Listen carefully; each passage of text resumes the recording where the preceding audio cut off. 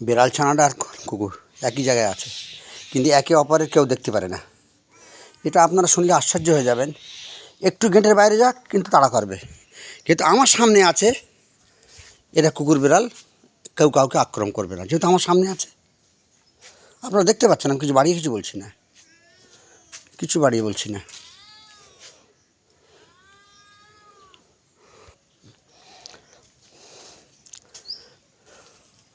বলার উদ্দেশ্য হলেই যত আপনি ভালোবাসা বিলিয়ে দেবেন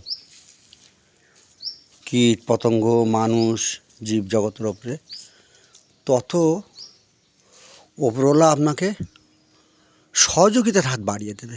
কারণ জানে যে আর যাই হোক, এ কিন্তু খুব সবাইকে সবার ভাবনা সে ভাবার চেষ্টা করে। শুধু নিজে কি খাবো, নিজে কি পরবো, নিজে কত ভালো থাকবো এই চিন্তা করে না, প্রত্যেকের জন্য সে চিন্তা করে। তো সবার জন্য যে ভাবে তার ভাবনা আল্লাহ ভাবে। এটা আমি বলছি না, আপনারা চারপাশে তাকালে আপনারা বুঝতেও পারবেন এই কথাটার মধ্যে কতটা সত্য লুকিয়ে আছে। একটা গল্প বলি, কথাটা শেষ করি। সত্যি অবলম্বে গল্প, এটা এমন নয় যে কারো শোনা গল্প। এই কদিন আগে, বছর দেড়েক আগের ঘটনা, কাজীপাড়ার বুকে একটি মেয়ে ছেলে আমার এসে বলছে আমার কারখানায় এসে যে ভাই আমি একটা ভাড়া ঘরে থাকি, দরমার ঘর, স্বামী তো মদ খেয়েছে দুবেলা মারে, তো একটা পাখা 50 টাকা করে ভাড়া, 10 টাকা করে দিনে ভাড়া, একটা ফ্যান আমি ভাড়া করি, 2 মাস তার ভাড়া পয়সা পাবে, সে দিতে পারিনি বলে ভ্যানটা খুলে চলে গেছে। ভীষণ আমার শরীর খারাপ। তো তুমি যদি দয়া করে একটু, আমার কথায় কেউ ধারে দেবে না, তুমি যদি একটু দোকানকে বলে দাও, আর যদি ফ্যান একটা দেয় মাসে মাসে আমি 200 টাকা করে দেবো, তাহলে আমি একটু বসবাস করতে পারি। না হলে আমার বসবাস করার কোনো ভীষণ শরীর খারাপ। আর কী করে তার না বলি, তাকে বললাম ভাই ঠিক আছে, সন্ধেবেলা দোকানের সামনে এসো কাজীপাড়ায়, আমি বলে কেউ দেখছি যদি কিছু একটা ফ্যান তোমাকে ধারে করে দিতে পারি। দোকানদারকে বললাম, দোকানদার বললো ভাই একেবারে ধারে তো হয় না, জানো তো ভাই জিনিসের দাম।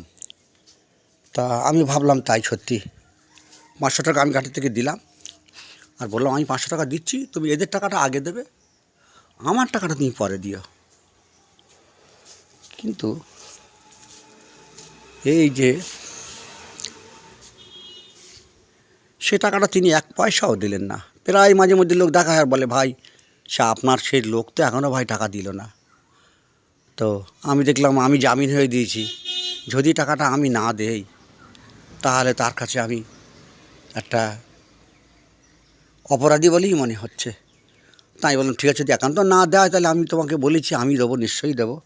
তা আমি তার 2বার 3বার সেই টাকাটা আমি পে করেছি। কিন্তু দুর্ভাগ্য যে সেই ভদ্র মহিলা একদিনও এসে বলল না যে আমি উপকার পেয়েছি, অনেক ধন্যবাদ বা কিছু একটা, সে কিন্তু বলল না। কিন্তু আমার উদ্দেশ্য তো এইটা নয় যে সে ভালো বলুক, ভালো তো তোমার বলবে উপরওয়ালা। একটা মানুষ তোমাকে ধন্যবাদ দেবে, সে কতটুকু তুমি তার মধ্যে পাবে। অনেকে বলে না, অনেকে বলে আমাকে আপনি কি পান, আপনি কি পেয়েছেন। আরে ভাই, ভালো তো এই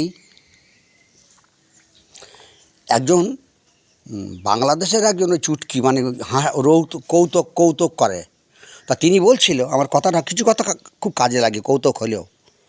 আমি রাত্রিবেলা সব ভাবলাম আমি 2.5 কোটি টাকার মালিক।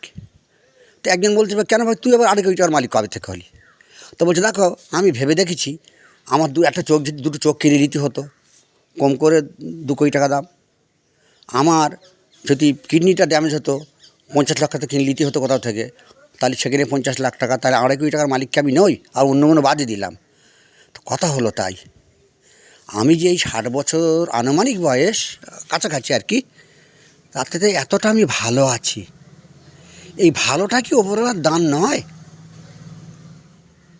হ্যাঁ, অনেকে আছে নিজের ইঞ্জেকশন নিজে নিতে হয়। আপনারা শুনলে অবাক হয়ে যাবেন, এখনও আমার সুগার ধরা পড়েনি।